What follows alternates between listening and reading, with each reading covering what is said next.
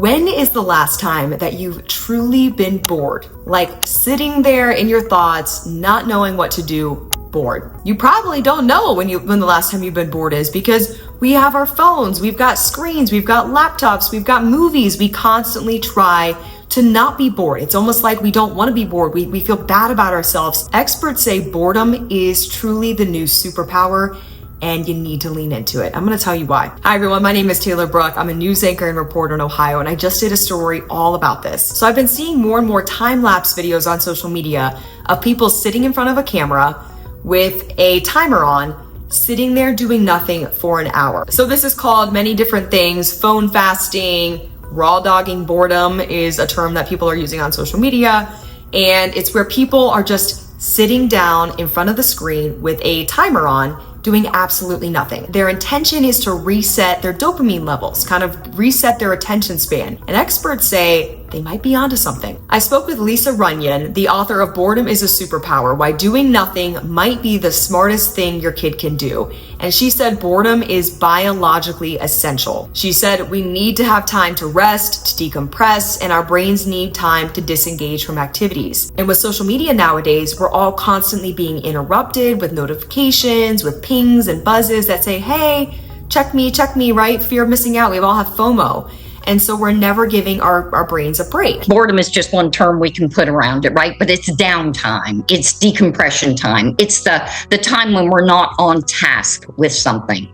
So we've known about this for a very, very long time, but it's not become as important as it has right now. Because all of a sudden, in the last decade, we have something to fill every space. So whereas before there might have been time for some downtime, now there really isn't, especially for our children. You know, it's like if you're trying to quit smoking, right? And you put down cigarettes for a day. Does that help? Sure, it does, right? It tells you, one, that you can do it. Two, you're not getting that constant nicotine hit. So this does the same thing. We have to have dopamine. We do. It's what makes life feel good. It's what gives us joy. It's what motivates us. But we don't need it 24/7 in small hits constantly. So some people nowadays think boredom is a flaw, right? I'm bored. I feel bad about myself. I don't have any friends, right?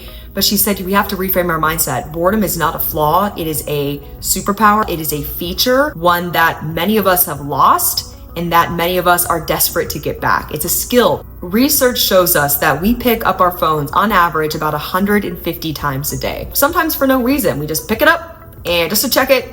Nothing's on it, but we picked it up anyway because we're addicted to our phone. What did we used to do with that time? Well, what we used to do with that time is it used to be filled with imagination, play, and problem solving. And she said, if we lose this could have real consequences, especially for kids. Math problem, you don't understand? Forget it. They're ChatGPTing it, right? And this is creating super impatient people and people that do not have critical thinking skills and problem solving abilities. So she said, if we don't intervene, figure out how to fix this problem soon, this could have dire consequences for our kids. And this is what I hear all the time. My child can't problem solve. They won't sit with a hard task. They just want it to be resolved immediately. That immediacy comes from us being online and things happen instantly. If we don't like it, we can change, we can swipe, we can scroll, we can do whatever we want, right? So we are constantly engaging. So hard problems, that's a problem. Ideas, novel ideas, where do they come from, right? Where does a novel idea come from? It needs a spark. Are you going to get a spark while you're online? I doubt it. You're going to hear everyone else's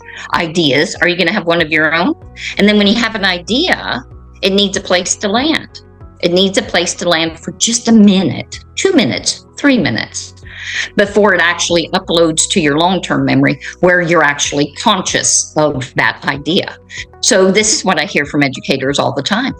Wow, our kids just really, I don't know, they go to Google University if they have a question, or they go to AI if they have a question. And so they're constantly being fed, and they're not the initiators of any of that anymore. They're just the receivers of it. So what she said happens when we do disconnect is that the brain goes into what's called the default mode network. A really boring term for a really wonderful back in your head process that goes on. So when you are not on task, this network starts to activate. And what happens in that network is, I call it mental composting. So it takes everything that's been happening. It takes, old thoughts, new thoughts, it merges them together, it allows you to rest, and it allows you to make decisions. So maybe something that Sally or Tommy said to me yesterday, if I'm a young child, and it was hurtful, maybe if I give my brain some time to rest and reset. So it's emotional regulation as well. So she said this is a really positive thing for a lot of people, to really take time and just sit there. It doesn't have to be a full hour, but at least just allowing your brain to be bored. However, I did speak with a psychologist that said there are some things that we need to be aware of. If you have mental health conditions like anxiety or depression, sitting in boredom might not be the best idea. Clinical psychologist Sophie Lazarus from Ohio State University told me it can actually end up fueling rumination and self-preoccupation, right? It just depends on where your brain goes. Because if you think about when your mind is wandering, where does it tend to go? It can tend to go to replaying past hurt, or like predicting the future in ways that like we're thinking about possible negative outcomes. And so I think the really important thing is to be more aware of where our mind is going in those moments. If we are giving ourselves some time to do nothing, and we're connected with our senses, or we're having this kind of fruitful, creative mind wandering, that can be really restorative, help us regulate, understand ourselves, be creative. If it kind of tips over into this ruminative thinking, what I did wrong in the past, what might not go right in the future, then it can really start to tank our mood and our happiness and go in the opposite direction. She wants you to be your own scientist. So try a week, without social media, or try a week where you do an hour of boredom, see how you feel. And then do a week where you don't go on social media at all, or you reduce it significantly and track your mood and anxiety. Not every trend we see online is going to work for everybody, but she said just be your own scientist and try it out for yourself. If we are constantly consuming content, especially if that happens to be kind of activating,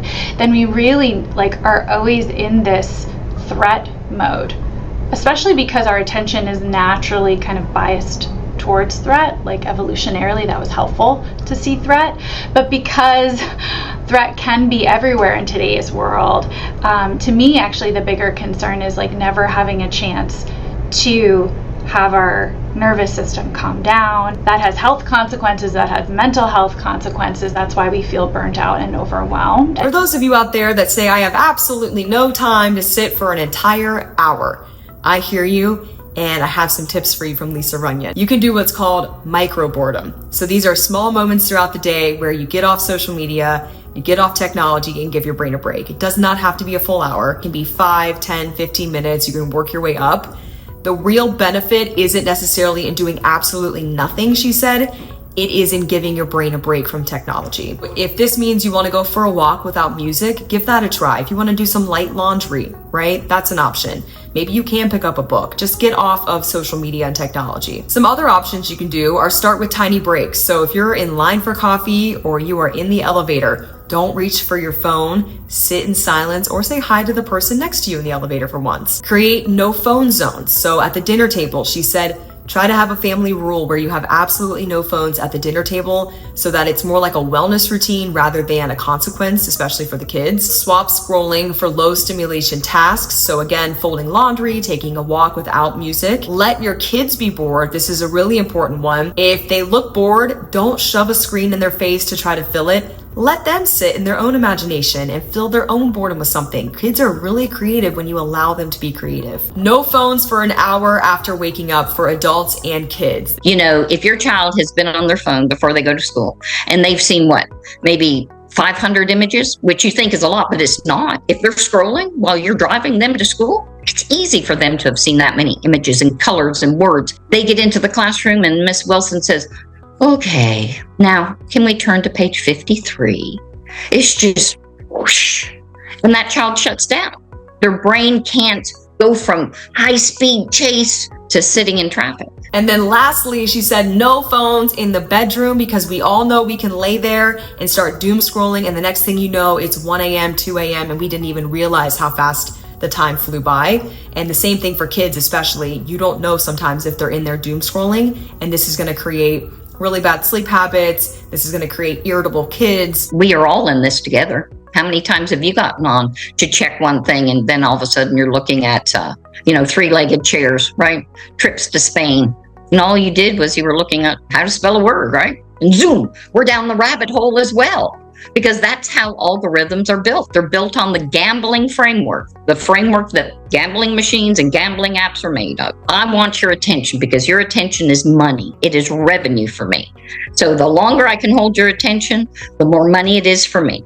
So if your child even glances at something, pauses on something that may be a little iffy, that you would rather them not see, they didn't click on it, but they paused, they hovered over it, that tells the algorithm, let's give them a little bit more of that, see if they like it. So she said sleep, melatonin, and nighttime anxiety all improve without screens. So to sum this all up, boredom, they say, is a superpower. It is a skill we've lost. Many people are desperately feeling it or craving a way to just disconnect from our devices, because with work, with TV, with social media, it almost feels impossible to not be connected on a screen, but we want to. We know evolutionarily, like, we're designed to not be on the screens that much, but it feels like impossible to actually make that happen. So she encourages everybody, get out in the woods, take a dog, sit on a park bench, just get out and notice the things that are around you. Notice the world for once. Sit with yourself, reconnect with yourself. What do you want to do in that moment, right? When you go on your phone,